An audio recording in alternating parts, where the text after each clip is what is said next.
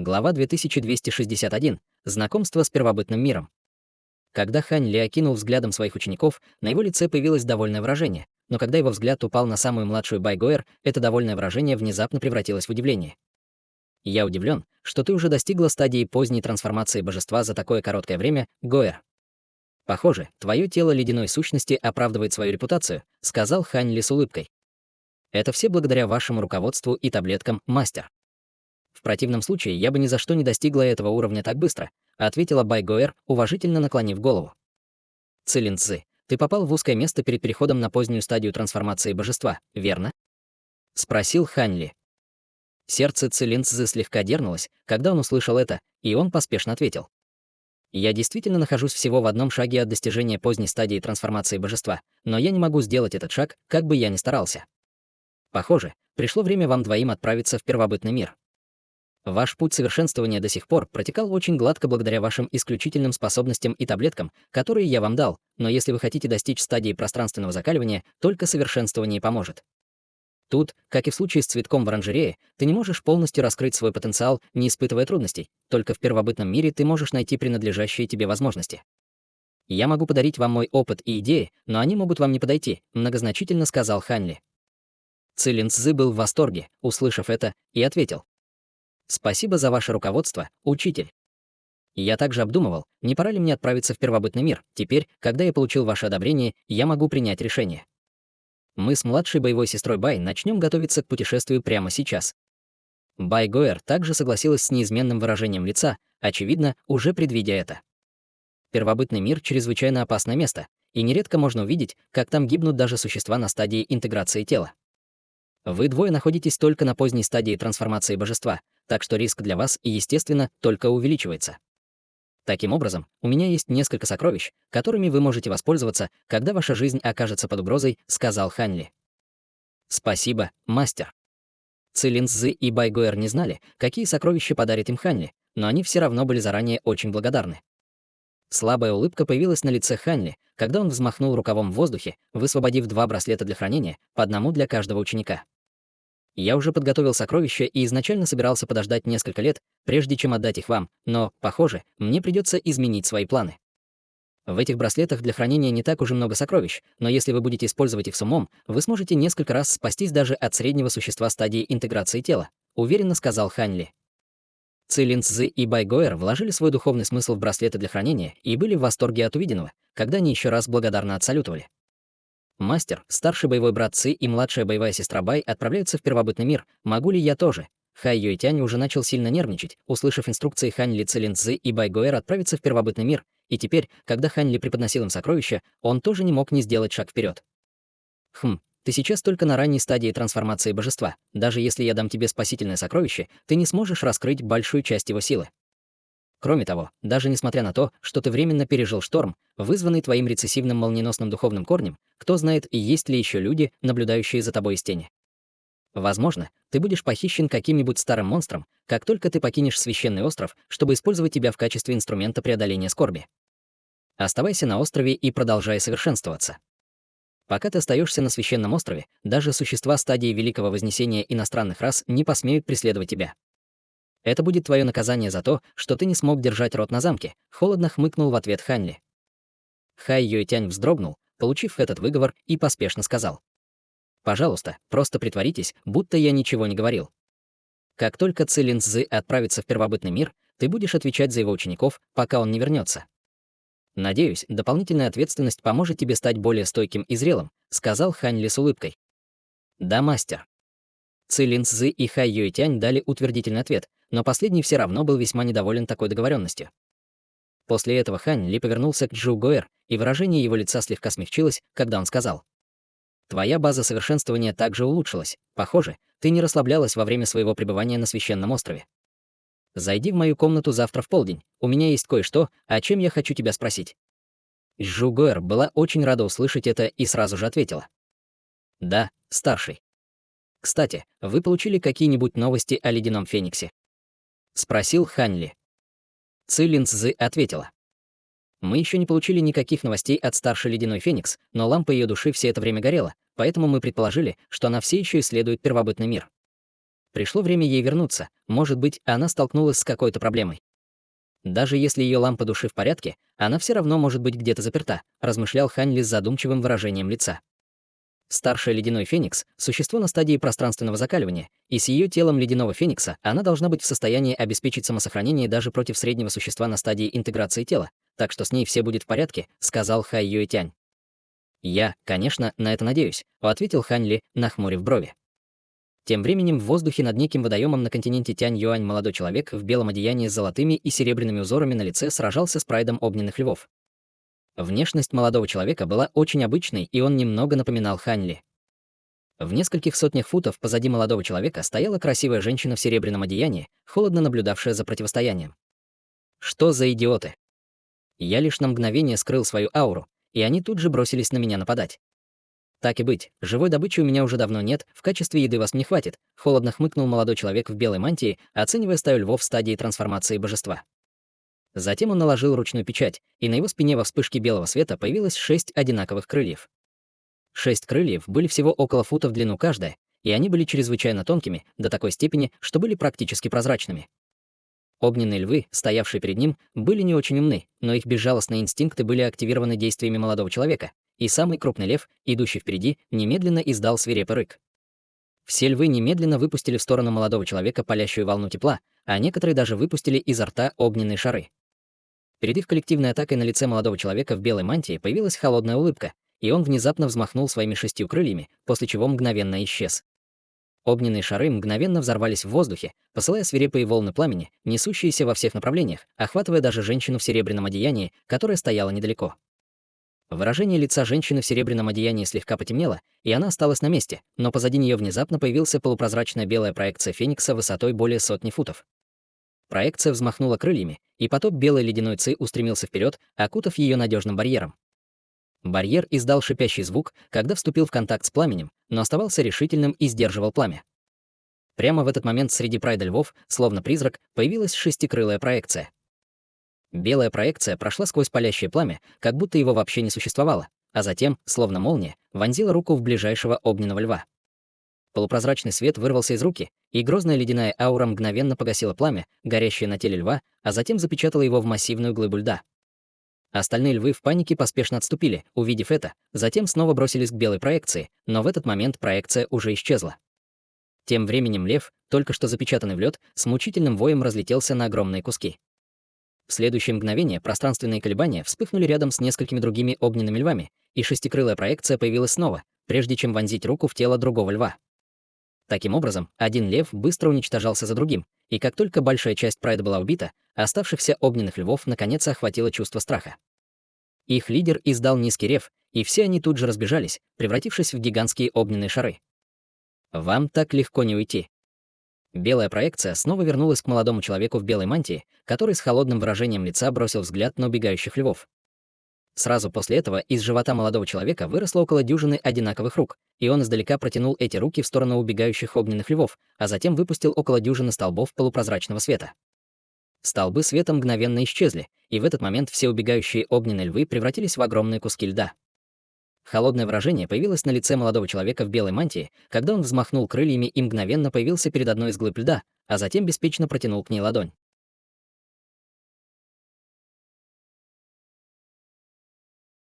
Глава 2262. Огромный камень инь. Огненный лев во льду внезапно вздрогнул, а затем взорвался облаком кровавого тумана. Шар красного света, образованный его душой, отчаянно метался в кровавом тумане, но не смог выбраться из ледяной тюрьмы. Затем молодой человек в белой мантии неторопливо открыл рот, чтобы выпустить вспышку белого света, которая просочилась в кусок льда, сметая и кровавый туман, и душу льва, прежде чем втянуть их в рот, чтобы сожрать. Затем он сделал то же самое с несколькими другими огненными львами, и на его лице появилось довольное выражение, когда он повернулся к женщине в серебряном одеянии на расстоянии. «Товарищ Даос Ледяной Феникс, не хочешь попробовать эту живую добычу? Это очень вкусно». Женщина в серебряном одеянии была никем иным, как ледяным фениксом, покинувшим человечество много лет назад. Однако ее аура была в несколько раз мощнее, чем тогда, и казалось, что она была всего в одном шаге от достижения стадии интеграции тела. «Я не ем живую добычу, ты можешь помочь себе», — бесстрастно ответила ледяной феникс. Сразу после этого он в мгновение ока сожрал остальных огненных львов, а затем вернулся к ледяному фениксу. Давайте продолжим. Товарищ Даос Ледяной Феникс, я слышал, что раса Юй, находящаяся неподалеку, имеет тесные связи с определенной основной расой на Громовом континенте, поэтому они, должно быть, создали супертелепортационную формацию, способную перемещаться между континентами. Если мы сможем воспользоваться этим, мы сможем сэкономить много времени, сказал молодой человек в белом. Ледяной Феникс мгновение колебалась, прежде чем спросить с мрачным выражением лица. Ты действительно планируешь отправиться на Громовой континент, товарищ Даос 6 крыльев? Конечно. Если бы я не получил известия о том, что мой бывший хозяин также достиг стадии Великого Вознесения, я бы, возможно, вернулся к человечеству, но теперь поездка на Громовой континент обязательно. В противном случае с моими нынешними силами я не уверен, что смогу победить его. Холодно усмехнулся молодой человек в белой мантии, и даже выражение его лица поразительно напоминало выражение лица Хань Ли. Если я правильно помню, брат Ханя относился к тебе довольно хорошо в прошлом. На самом деле, если бы он не кормил тебя всеми этими таблетками, ты бы даже не смог обрести интеллект, не говоря уже о том, чтобы дойти до этого момента, сказала Ледяной Феникс, слегка нахмурив брови. Мое намерение убить Хань Ли не имеет ничего общего с тем, как он обращался со мной в прошлом. Когда он был моим хозяином, он установил в моей душе метку слуги, хотя я стер большую часть ее эффекта, используя секретную технику. Я не смогу полностью избежать его влияния, пока он не умрет. Я уже обрел разум и человеческую форму, поэтому мне суждено преследовать великое Да. Как я мог позволить себе продолжать существовать в такой убийственной слабости? Поэтому я обязательно должен совершить это путешествие на Громовой континент, холодным голосом ответил молодой человек в белой мантии. Даже если так, ты действительно думаешь, что сможешь найти то, что ищешь на Громовом континенте? Эта вещь существует только в легендах. Если ты спросишь меня, у тебя почти нет шансов найти ее, сказала Ледяной Феникс. Не волнуйся об этом, я бы не отправился в это путешествие, если бы у меня не было уверенности. Расу равнины Инь действительно редко когда-либо видели на Громовом континенте, но говорят, что эта раса может напрямую общаться со звездой Инь, чтобы проявить ци простой звезды Инь. Если я смогу поглотить эту звездную ци с помощью моей техники истинного Инь обратного духа, я смогу обрести тело, достаточно мощное, чтобы соответствовать телам истинных духов. Когда это время придет, я смогу с легкостью убить Хань Ли, небрежно ответил молодой человек в белом. Выражение лица Ледяного Феникса слегка потемнело, когда она услышала это, и она сказала сквозь стиснутые зубы. «Почему ты настаиваешь на том, чтобы взять меня с собой? Если ты хочешь убить меня, просто сделай это. Зачем мне это делать? Крайние иньские существа, достигшие человеческих тел, такие как мы с тобой, встречаются крайне редко, и мы тоже противоположного пола, так что мы идеальная пара. После того, как я убью Хань Ли, ты сможешь стать моим компаньоном Да», усмехнулся молодой человек в белом. Лицо Ледяного Феникса побледнело, услышав это. «Ты существо стадии Великого Вознесения. Не думаешь ли ты, что человеку твоего статуса неприлично заставлять других становиться компаньонами Да?» Именно потому, что я нахожусь на стадии Великого Вознесения, я не хочу отказываться от потенциального компаньона Да, такого как ты, который обладает силой того же атрибута, что и я, и способностью соответствовать моей. Что касается того, как другие видят меня, почему меня это должно волновать?» Пренебрежительно хмыкнул молодой человек в белой мантии. Услышав это, в глазах Ледяного Феникса вспыхнул намек на ярость, но она знала, что у нее нет шансов сбежать от этого человека, поэтому она просто погрузилась в задумчивое молчание. Молодой человек в белой мантии тоже не стал продолжать разговор и взмахнул рукавом в воздухе, после чего позади него появилась шестикрылая белая многоножка, затем окружила их обоих, прежде чем взмахнуть крыльями и улететь, как полоса белого света. После всего лишь нескольких вспышек они оба исчезли вдалеке. Тем временем на священном острове. Хань Ли обсудил некоторые важные вопросы со своими учениками в своей пещерной обители, затем пренебрежительно махнул рукой и проинструктировал. «Хорошо, кроме Байгоэр, вы все можете идти, я бы хотел поговорить с ней наедине». «Да, мастер». «Да, старший». Цилин Цзы, Хай Юйтянь и Чжу Гоэр уважительно ответили утвердительно, прежде чем покинуть зал, оставив в комнате только Хань Ли и Байгоэр. «Гоэр, ты знаешь, почему я попросил тебя остаться?» — спросил Хань Ли после того, как все ушли. «Я предполагаю, что это как-то связано с моим предстоящим путешествием в первобытный мир», ответила Байгоэр после некоторого колебания. «Ты умная девочка, это действительно как-то связано с этим. Помнишь, что я сказал, когда впервые взял тебя в ученики?» — спросил Хань Ли со слабой улыбкой. «Вы имеете в виду объект, который вы хотели, чтобы я искала с помощью моего тела ледяной сущности?» «Я никогда бы не осмелилась забыть об этом ни на одно мгновение», поспешно ответила Байгоэр. «Хе-хе, теперь, когда ты достигла приличной базы совершенствования и собираешься отправиться в первобытный мир, я могу раскрыть тебе все детали задания», — сказал Хань Ли. «Пожалуйста, продолжайте, мастер», — уважительно подсказала Байгоэр. «Задание не должно быть слишком трудным для тебя. Предмет, который я хочу, чтобы ты искала, известен как огромный камень инь. Обычно он может находиться на сотни тысяч футов ниже ледников, он окружен безграничной ледниковой ци, поэтому его невозможно обнаружить духовным чувством. Только такая, как ты, с телом ледяной сущности, сможет ощутить его издалека. Мне нужно много этого материала, поэтому мне нужно, чтобы ты забрала его во время твоего путешествия. Если ты сможешь найти удовлетворительное количество, я обязательно щедро вознагражу тебя», — сказал Ханли. «Если бы вы не спасли меня от моего ужасного состояния в детстве, меня бы сегодня даже не было в живых. Я обязательно сделаю все, что в моих силах, чтобы выполнить порученную задачу», — сразу же ответила Байгоэр, она опустилась на колени. «Твоя база совершенствования не очень развита, так что не заставляй себя, просто следите за этим материалом во время твоего путешествия. Если ты погибнешь, то в любом случае не сможешь принести мне огромные камни инь. Потому береги себя. Это мой приказ», — сказал Ханли, жестом приказав Байгоэр подняться на ноги. Байгоэр встала и дала утвердительный ответ, но в глубине души она уже решила, что будет изо всех сил искать огромные камни инь. Она не собиралась уклоняться от риска. К сожалению, Ханли не слышал ее мысли, но опасался ее безоглядного следования его надобностям. Потому и приказал ей беречь себя. Поговорив еще некоторое время, Ханли отпустил Байгоэр, и, таким образом, он остался в зале один. Он сел на стул и рассеянно постучал по подлокотнику одной рукой, а другой погладил подбородок. Когда он впервые получил метод уточнения объединенных 5 экстремальных гор, он думал, что сможет усовершенствовать максимум 1 или 2 экстремальные горы. К его удивлению, с тех пор он столкнулся со многими возможностями, что позволило ему усовершенствовать гору чрезвычайно слитой эссенции, лазурную гору чрезвычайно высокого зенита и гору чрезвычайных 5 элементов инь-ян. Если бы Байгоэр смогла найти достаточно огромных камней инь, чтобы он мог усовершенствовать и ледниковую гору огромного инь, то всего у него было бы 4 экстремальных горы.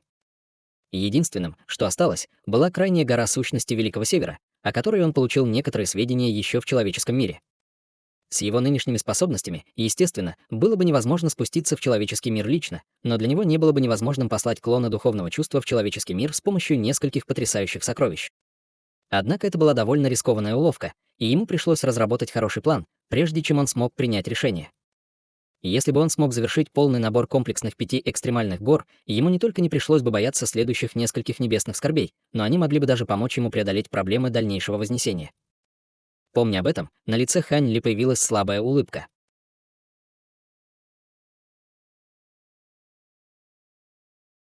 Глава 2263. Появление жука-монарха. Полдня спустя Ханли сидел на футоне в секретной комнате на Святом острове, окруженный строгими ограничениями. Перед ним парил желтый световой шар, внутри которого находилась желтая тыква размером с кулак. Это было не что иное, как одно из 3 самых ценных сокровищ, которые он получил из коллекции Целина. Лазурная алебарда была подарена Серебряной Луне, и последним из этих 3 сокровищ, естественно, был не что иное, как святой ковчег Чернильного Духа. Лазурная алебарда была наполнена фрагментом неизвестного глубокого небесного сокровища, что наделяло ее огромной силой атрибутов металла и дерева. Что касается священного ковчега Чернильного Духа, то он не только был чрезвычайно массивным и быстрым, но также обладал способностью преодолевать пространство, поэтому он, безусловно, оправдал свою репутацию одного из 3 лучших летающих сокровищ царства старших дьяволов. Напротив, эта желтая тыква была изготовлена из какого-то неизвестного материала, который мог поглотить духовные чувства, а ее крышка была плотно закрыта, что делало невозможным открытие обычными способами. Таким образом, Ханли понятия не имел, что находится в тыкве и какова ее истинная цель. Однако всякий раз, когда он хватал тыкву и встряхивал ее, внутри раздавалась череда оглушительных грохотов, что указывало на то, что, скорее всего, в ней содержалось что-то совершенно необычное. Таинственная природа тыквы, естественно, очень заинтриговала Ханли. Когда он впервые получил этот предмет, он проглотил его и использовал свою истинную сущность, чтобы совершенствовать его день и ночь. Теперь, когда прошло так много дней, сокровище, наконец, было почти очищено, и его можно было по-настоящему открыть. Ханли на мгновение оценил тыкву, прежде чем распечатать ее вручную, а затем мгновенно взмахнул 10 пальцами в воздухе. Ряд пятицветных рун вылетел вперед, и в мгновение Эка исчез в тыкве. Затем он наложил чрезвычайно своеобразную ручную печать, и проекция происхождения истинного дьявола появилась позади него во вспышке золотого света. Сгусток черной ци также вырвался из его надперенося, прежде чем превратиться в глаз разрушения закона. В глазу беспорядочно вспыхнул черный свет, после чего вырвалась чернильно-черная полупрозрачная нить и в мгновение Эка обернулась вокруг отверстия тыквы. крышка тыквы вздрогнула и отвалилась сама. Раздался оглушительный грохот, когда точки желтого света яростно вырвались наружу, превратившись в бесчисленные песчинки желтого песка. Эти песчинки были очень тонкими, практически полупрозрачными, и вокруг них вращались пучки желтой ци. Затем все песчинки сошлись, образовав желтое облако размером около 10 футов, выглядящее совершенно ничем не примечательным. Хань Ли направил свой духовный смысл к облаку желтого песка, и на его лице сразу же появилось удивленное выражение. Это зловещий золотой астральный песок. Кроме того, он был тщательно очищен, так что полностью слился с тыквой. Весьма впечатляет, что этот священный предок Целин смог выследить такое экзотическое сокровище. Поразился Хань Ли, бормоча про себя и хватаясь за облако песка. Всплеск невидимой силы всасывания пронесся к желтому песку, и все песчинки внезапно сошлись, образовав полупрозрачный песчаный шар, который был чрезвычайно тяжелым. Из-за своего огромного веса песчаный ком продвинулся лишь на небольшое расстояние, прежде чем остановиться на месте. Выражение лица Хань Ли немного изменилось, когда он увидел это. Он не высвободил даже 10-й части своей силы этим захватом, но его все равно было более чем достаточно, чтобы сокрушить среднее существо на стадии интеграции тела, но этого было недостаточно даже для того, чтобы сдвинуть этот комок песка. Это было еще одним свидетельством замечательных свойств зловещего золотого астрального песка. Хань Ли читал об этом редком материале в некоторых древних томах и знал, что самым замечательным аспектом этого материала был не его невероятный вес. Вместо этого песок обладал парой устрашающих способностей. Это довольно приятный сюрприз. Надо же! Я единственный, кто может максимизировать силу этого песка. В руках кого-либо другого, даже этого священного предка Целина, песок, скорее всего, бесполезен. Он ведь даже не смог бы высвободить и половину силы этого чудовищного материала, пробормотал Хань Ли про себя с улыбкой на лице, прежде чем взять тыкву в руки. Затем он что-то пропел, взмахнув рукой в сторону облака песка впереди. Комок песка немедленно распался, снова слившись с окружающим песчаным облаком, после чего песчаное облако превратилось в массивного желтого питона, который прыгнул к тыкве. Желтая тыква с оглушительным грохотом втянула в себя песчаного питона, а отвалившаяся ранее крышка каким-то образом появилась снова запечатав отверстие тыквы. Хань Ли взмахнул рукавом в воздухе, и тыква спряталась среди вспышки золотого света. После этого он начал медитировать в секретной комнате. Примерно через 2 часа его глаза внезапно снова открылись, и он щелкнул запястьем, чтобы высвободить черный браслет. Затем он что-то пропел, прежде чем указать на браслет несколько раз подряд, и из браслета появился черный предмет со вспышкой золотого света, а затем завис в воздухе. Это был черный кокон насекомых, пронизанный тонкими фиолетовыми узорами, размером примерно с арбуз.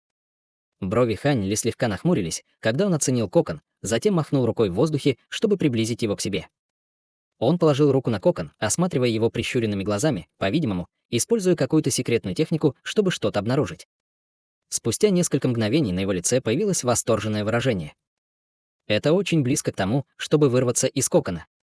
Позвольте мне помочь. Как только его голос затих, золотой свет вырвался из его руки, и в кокон через его руку хлынул взрыв огромной истинной сущностной силы. Пурпурные узоры на поверхности кокона тут же начали светиться, и весь кокон начал беспорядочно колебаться в размерах. Вскоре после этого внутри кокона раздался звук сердцебиения. Звук постепенно становился громче и отчетливее, в то время как Хань Ли продолжал вводить в кокон истинную сущность. По прошествии целых 2 часов черный кокон наконец раскололся, и изнутри вырвалась полоса золотого света, содержащая миниатюрную пурпурно-золотую фигурку ростом около 3 дюймов. У миниатюрной фигурки был полный набор конечностей и пара глаз, девственно-белых, как нефрит, но не было ни рта, ни носа. Итак, это легендарный пурпурно-полосатый золотой монарх-жук-пожиратель. Размышлял Хань Ли со своеобразным выражением лица, оценивая миниатюрную фигурку. В следующее мгновение пурпурно-золотая фигура внезапно перевела взгляд на Хань Ли, которого сразу же охватил холод по обеим сторонам шеи. 2 полосы золотого света длиной около фута появились без всякого предупреждения, прежде чем сойтись к центру. Выражение лица Хань Ли слегка изменилось, когда он увидел это, и он мгновенно исчез на месте, словно призрак. 2 полосы золотого света с невероятной скоростью пронеслись через то место, где он только что стоял, и внезапно исчезли во вспышке. Пространственные колебания вспыхнули неподалеку, и Хань Ли снова появился в другом углу секретной комнаты. Как только он появился, он с ошеломленным выражением лица положил руку себе на шею. По обеим сторонам его шеи появились тонкие раны, которые выглядели так, будто на него напали пара острых лезвий. Учитывая, насколько сильным было тело Хань Ли, было весьма удивительно, что ему так легко причинили вред. Сердце Хань Ли дрогнуло, когда он бросил мрачный взгляд на миниатюрную пурпурно-золотую фигурку. В то же время он внезапно прикусил кончик собственного языка, чтобы выплеснуть кровавую эссенцию, а затем быстро указал пальцем вперед. Шар эссенции крови быстро превратился в неизвестную малиновую руну, которая резко увеличилась в размерах по приказу Хань Ли, а затем беспорядочно ярко вспыхнула. В то же время на глобелле миниатюрной фигурки появилась идентичная руна, но гораздо меньшего размера, и фигура вздрогнула, когда руна в мгновение Эйка исчезла в ее голове. Миниатюрная пурпурно-золотистая фигура начала дрожать еще сильнее, как будто она находилась в смертельной агонии, но в следующее мгновение она внезапно снова выпрямилась, прежде чем издалека указать пальцами в сторону Хань Ли. 10 ослепительных полос золотого света немедленно достигли Хань Ли, а затем во вспышке ударили его, поразив его леденящим кровь ощущением, и даже его защитный духовный свет, казалось, не мог противостоять атакам. Даже на своей нынешней базе совершенствования Хань Ли не мог не содрогнуться от этого леденящего ощущения, и его конечности внезапно стали чрезвычайно вялыми. В тот момент, когда полосы золотого света были готовы разрезать тело Хань Ли на куски, внезапно раздался холодный хрип. Как только миниатюрная пурпурно-золотая фигурка услышала этот звук, ей показалось, будто ее ударили молотком по голове, и она споткнулась и почти упала в воздухе. В результате 10 полос золотого света становятся совершенно беспорядочными, а их направления хаотичными. Хань Ли воспользовался этой возможностью, чтобы превратиться в молнию, чтобы уклониться от атак, а затем неторопливо появился в другом месте. Почти в тот же момент массивная малиновая руна метнулась в сторону Хань Ли в виде шара малинового света. Бесчисленные духовные чувственные нити внезапно вырвались из глобели Хань Ли, и все они в мгновение ока исчезли в малиновой руне, и руна резко остановилась.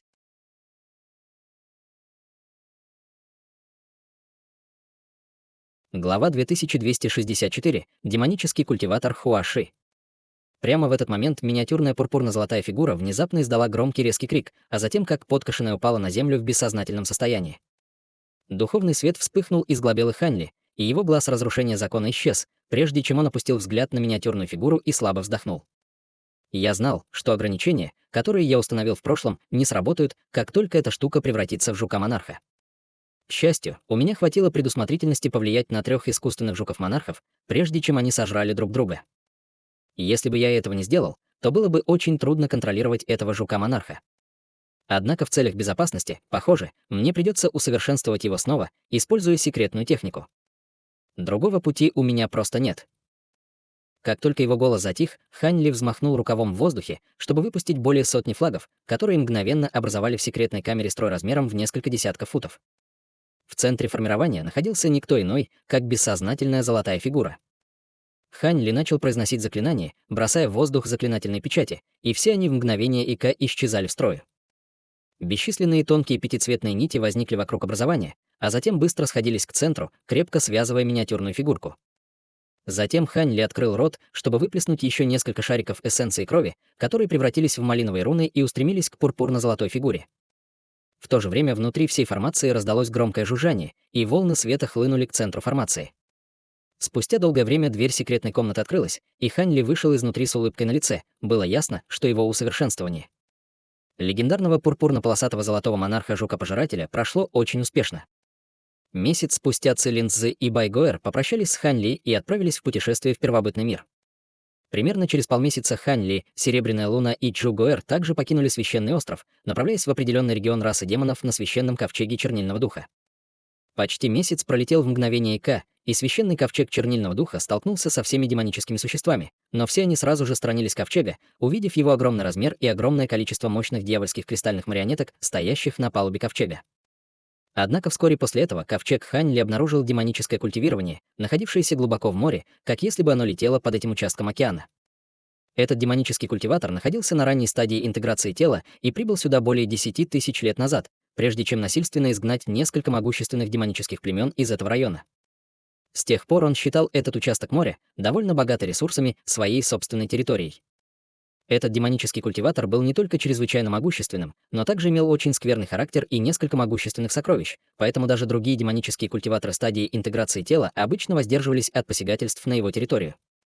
Таким образом, все демонические существа, путешествовавшие по этой территории, должны были заранее проинформировать этого демонического культиватора о своем появлении.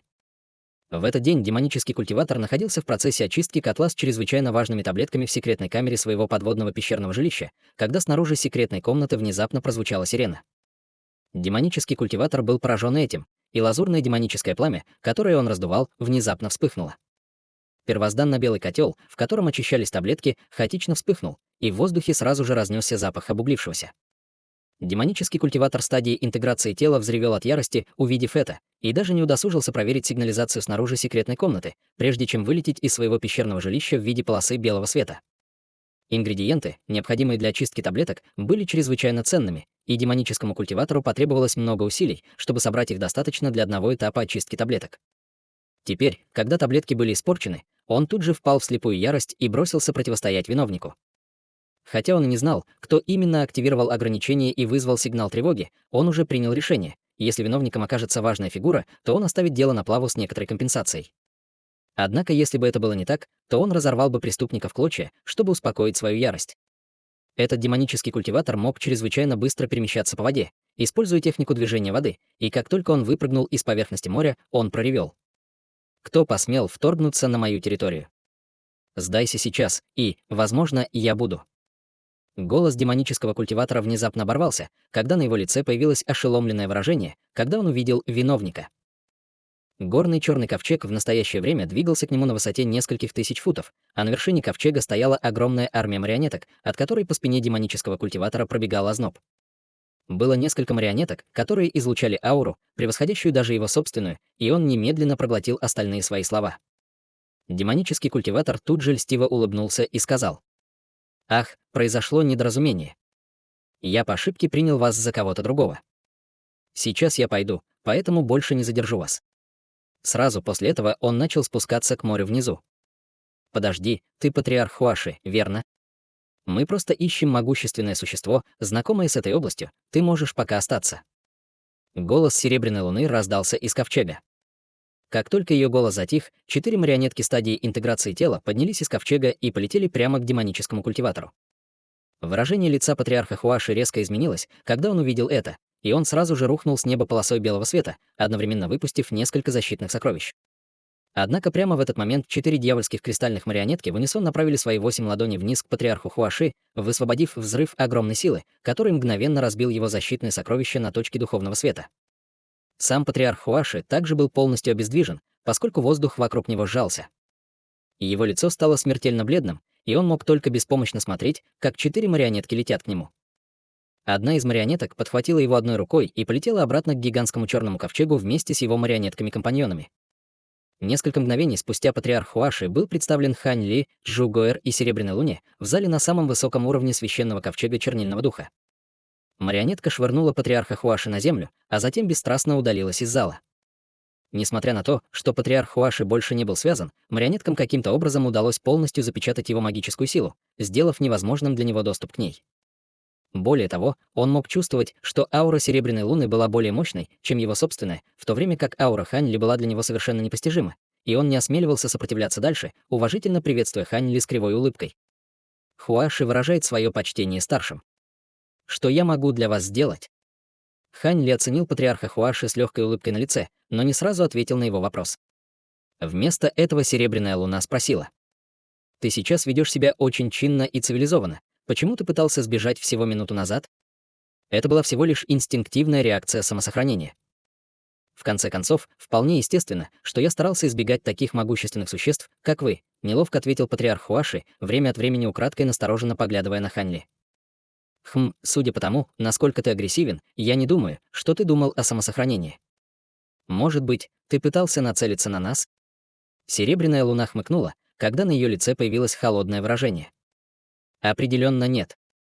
Я просто был слишком дерзок и принял вас за каких-то юниоров, которые вторгались на мою территорию. Пожалуйста, простите меня за мое высокомерное поведение. Поспешно объяснил патриарх Хуаши, когда холодный пот начал струиться по его спине. Серебряная Луна холодно усмехнулась в ответ, прежде чем замолчать. В этот момент Хань Ли сказал равнодушным голосом: «Меня не волнуют твои намерения, ты посмел спровоцировать меня, поэтому ты должен что-то сделать для меня, прежде чем я позволю тебе уйти. В противном случае тебе грозит суровое наказание». Патриарх Хуаши внутренне сокрушался о своем несчастье, но смог лишь выдавить из себя улыбку и ответил: «Я обязательно буду служить вам в меру своих способностей, старший. Так что же мне нужно сделать? Не волнуйся, это очень простая задача. Все, что я хочу, это чтобы ты нашел для меня определенное место. Я слышал, что здесь есть поврежденный древний алтарь, который сам путешествует по этой местности. Это правда?» — спросил Хань Ли со слабой улыбкой. Сердце патриарха Хуаши слегка успокоилось, когда он услышал это, и он поспешно ответил. «А, так вы ищете этот алтарь. Я видел его несколько раз в прошлом, но потребуется некоторая удача, чтобы его найти. Все, что я могу сделать, это отвести вас в те места, где часто видели алтарь». «Хорошо, тогда веди нас вперед, приказал Ханли, и глаза Джугуэр сразу же загорелись волнением, когда она услышала это.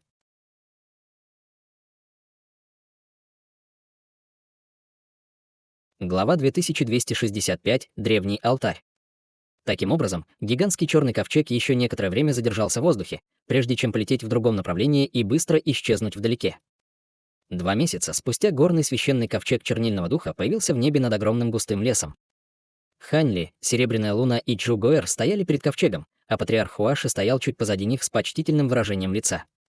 К этому моменту ему уже сообщили, что Ханли был новым культиватором стадии Великого Вознесения, произошедшим из человеческой расы, и он немедленно отказался от всех коварных заговоров, которые он обдумывал, узнав об этом. В течение этого периода времени он очень послушно вел троицу Ханли через этот регион, и они посетили несколько мест, где регулярно появлялся древний алтарь. К сожалению, они до сих пор не нашли алтарь. «Это следующее место, о котором ты говорил?» — спросил Ханли. «Да, старший. Этот лес хорошо известен среди нашей расы демонов как смертельный регион для всех, кто находится ниже стадии трансформации божества. Существа стадии пространственной закалки и выше могут обеспечить самосохранение в лесу, но любой с более низким уровнем развития нет. Кроме того, этот лес наполнен опасными природными ловушками, демонические звери здесь чрезвычайно сильны, а также есть несколько видов ядовитых насекомых, с которыми очень трудно справиться. Конечно, ничто из этого не относится к могущественному существу вашего калибра, старший, уважительным голосом объяснил патриарх Хуаши. Ханли кивнул, прежде чем бесстрастно спросить. Алтарь действительно появлялся здесь раньше. Я слышал от нескольких коллег-даосов, что они несколько раз видели алтарь издалека в центре болота внизу. Однако алтарь уже поврежден, поэтому от него нет особой пользы, кроме некоторых древних рун на его поверхности, на которые могут ссылаться мастера формации, ответил патриарх Хуаши. В таком случае, давайте спустимся туда. У меня такое ощущение, что вероятность того, что алтарь находится здесь, составляет 70%, сказал Ханли со слабой улыбкой. Серебряная луна и Джугуэр были в восторге, услышав это. Таким образом, они спустились из гигантского ковчега к огромному болоту в лесу внизу. Над болотом был слой ядовитого зеленого тумана, и ни один культиватор ниже стадии пространственной закалки не смог бы оставаться там надолго, если бы он не обладал особыми защитными сокровищами. Более того, в тумане обитали крошечные осоподобные ядовитые насекомые, которых было чрезвычайно трудно изгнать, как только они проникли в тело. Таким образом, это действительно было чрезвычайно опасное место для обычного демонического культиватора, но, естественно, в глазах Ханли это было ничто. Несколько шаров ослепительного серебряного пламени вырвались из его тела, и волны тепла мгновенно распространились во всех направлениях, уничтожая весь ядовитый туман на площади около акра. Все ядовитые насекомые, скрывавшиеся в тумане, также мгновенно превратились в ничто. Время от времени на группу нападали несколько безрассудных демонических зверей, но Серебряная луна с легкостью справлялся со всеми ними. Некоторое время спустя группа прибыла в невзрачный уголок болота, и глаза Ханли внезапно загорелись. На расстоянии нескольких километров он мог видеть древний алтарь высотой около 1000 футов, парящий в воздухе. Вот оно. «Хуаши, ты можешь остаться здесь, пока мы идем вперед», — приказал Ханли. Патриарх Хуаши, естественно, не возражал и поспешно согласился с почтительным поклоном. Таким образом, троица Ханли направилась к высокому алтарю и вскоре прибыла к месту назначения. Ханли остановился на месте и внимательно осмотрел алтарь и обнаружил, что он имеет прямоугольную форму и состоит из 3 уровней. Его поверхность была испещрена неопознанными древними иероглифами, но большая часть ее была покрыта слоем зеленого мха. Все 4 угла алтаря были в той или иной степени повреждены, что указывает на то, что это было очень старое сооружение. Это действительно древний алтарь. По словам Баахуа, все, что нам нужно сделать, это использовать секретную технику в установленное время, чтобы активировать координаты, записанные на алтаре, и мы сможем найти вход в малое духовное небо. Гоэр, ты родилась в малом духовном небе, поэтому твоя душа естественным образом содержит намек на ауру этого царства. Таким образом, координаты можно вычислить более точно, если я смогу позаимствовать частичку твоего духовного чувства, сказал Ханли. Нет проблем, старший, поспешно ответила Джугуэр, и, судя по ее радостному выражению лица, было ясно, что она также очень надеется на возможность вернуться в малое духовное небо. Серебряная луна также была очень рада за Джугуэр. Хань Ли уже рассказал ей, что существует большая вероятность того, что Наньгун Ван находится в малом духовное небо, но с текущим психическим состоянием Серебряной Луны она, естественно, не стала бы ревновать, как нормальная женщина. Вместо этого она была счастлива отправиться с Хань Ли на поиски Наньгун Ван в малое духовное небо. Хань Ли был уверен, что Ба Хуа не станет лгать ему о чем-то подобном, но это был его первый раз, когда он рассчитывал координаты входа в другое царство, используя древний алтарь. Таким образом, он не знал, могут ли произойти какие-либо неудачи или какое отклонение следует учитывать в результатах. Таким образом, хотя он и выглядел довольно спокойным, он не был так уверен в себе, как выглядел. Если бы не тот факт, что Ба Хуа сказал ему, что этот тип алтаря можно активировать только в установленное время, он бы не стал ждать так долго, чтобы сделать это. Серия мыслей проносилась в голове Хань Ли, когда он оценивал алтарь перед собой, и он внезапно взмахнул рукавом в воздухе, выпустив вспышку золотого света, которая охватила и его самого, и Чжу Гоэр, прежде чем они оба одновременно исчезли. В следующее мгновение на самом высоком уровне алтаря вспыхнули пространственные колебания, и они оба вновь появились там. Серебряная луна осталась у подножия алтаря, глядя на Хань Ли с оттенком беспокойства в глазах. Хань Ли окинул взглядом окрестности и обнаружил, что алтарь совершенно пуст. Однако, бросив взгляд на землю внизу, он сразу же обнаружил, что на краю алтаря было круглое образование, похожее на компас. Вся формация имела размер более 100 футов и занимала практически весь верхний уровень алтаря. Однако некоторые руны на формации имели признаки износа и стали очень нечеткими. Хань Ли уже был проинформирован о том, что, пока большая часть формации останется нетронутой, небольшие недостающие участки не повлияют на результат расчетов, поэтому его это не особо беспокоило. Поэтому он глубоко вздохнул, прежде чем сделать ручную печать, а затем бросил в формацию заклинательную печать. Во время активации формирование беспорядочно вспыхнуло несколько раз, и в воздухе над алтарем сразу же начали появляться световые шары разных цветов, прежде чем вонзиться в алтарь. Хань Ли продолжал щелкать пальцами по воздуху, выпуская все больше и больше заклинательных печатей, и вскоре легкая дрожь пробежала по всей формации. В то же время поблизости начали формироваться полосы нежного света, прежде чем закружиться вокруг алтаря. Прямо в этот момент Хань Ли издал тихий крик, а затем внезапно ткнул ладонью в землю внизу. Лазурный столб света вырвался из центра его ладони, а затем проник в алтарь через компас. С этим притоком чистой магической силы шум, доносившийся из алтаря, усилился. Через долгое время Хань Ли уже вложил в алтарь почти четверть всей своей магической силы, но формирование компаса по-прежнему не подавало признаков смягчения. Неудивительно, что так много людей знали о существовании этого древнего алтаря, но никто не интересовался им. Нужно было, по крайней мере, быть на стадии Великого Вознесения, чтобы иметь возможность снабдить алтарь достаточной магической силой для его активации. Конечно, некоторые существа на стадии интеграции тела также могли в определенной степени активировать алтарь с помощью духовных камней высшего качества, но было трудно сказать, какую часть функции алтаря они смогут активировать. Более того, ни одна из функций алтаря не могла принести пользу в их развитии, поэтому даже существа стадии Великого Вознесения не были заинтересованы в попытках его активировать. Как раз в тот момент, когда эти мысли проносились в голове Хань Ли, сила всасывания, создаваемая компасом внизу, внезапно ослабла. Бесчисленные руны разных цветов и ярости вырвались из формации, постепенно образуя массивный круглый диск над алтарем. На диске присутствовал тот же компас, что и на формации, но некоторые части были чрезвычайно яркими, а другие — очень тусклыми. Увидев это, на лице Хань Ли появилось восторженное выражение. Он встал, убрал руку, затем взмахнул рукавом в воздухе, чтобы высвободить старинное лазурное зеркало. Затем он несколько раз подряд указал пальцем на диск вверху, и из кончика его пальца вырвалось несколько полупрозрачных нитей, которые в одно мгновение исчезли в нескольких частях диска. Руны на слегка тусклом диске тут же загорелись и начали медленно вращаться. Они вращались самостоятельно, и казалось, что в этом хаотичном движении есть трудноуловимая закономерность. «Сейчас, Гоэр», — проинструктировал Хань Ли, слегка сузив глаза. «Да, старший». Чжу Гоэр тут же постучала пальцем по своему лбу, высвободив кусочек своего духовного чувства, которое в мгновение ока исчезло в центре гигантского диска. Внезапно медленно вращающиеся руны задрожали, а затем резко ускорились.